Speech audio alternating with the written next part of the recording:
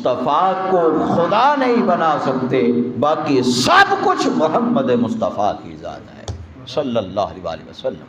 صرف خدا نہیں مان سکتے، باقی سب کچھ محمد مصطفیٰ ہیں۔ دین وہ ذات مصطفیٰ سے نکلا، گویا دین محمد ہیں، قرآن محمد ہیں، اسلام اور ایمان محمد ہیں، کعبہ اور قبلہ بھی محمد ہیں۔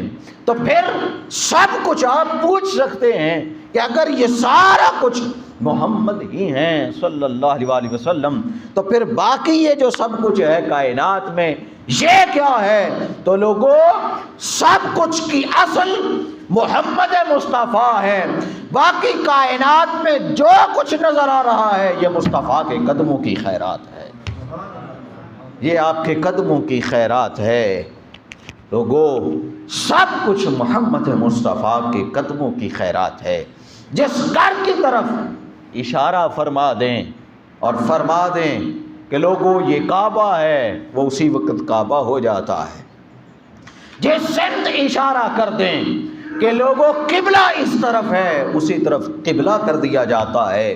جس کتاب کو فرما دے کہ یہ قرآن ہے، وہ کتاب اسی لمحے قرآن ہو جاتی ہے۔ ارے کس نے دیکھا قرآن کو اترتے ہوئے؟ کس نے دیکھا جبرائیل کو وحی لے کر آتے ہوئے اور پڑھ کر سناتے ہوئے؟ کس نے دیکھا وحی کا ہوتے ہوئے نزول؟ کس نے دیکھا اللہ کا اپنے رسول کے ساتھ کلام؟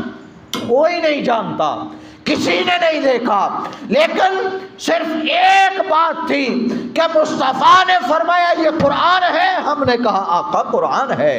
ایک بات تھی، مصطفیٰ نے کہا یہ جو عمارت تم دیکھتے ہو جو سیاہ کپڑے میں ملبوس ہے، یہ بلند عمارت کعبہ ہے، ہم نے کہا آقا آپ نے فرما دیا کعبہ ہے۔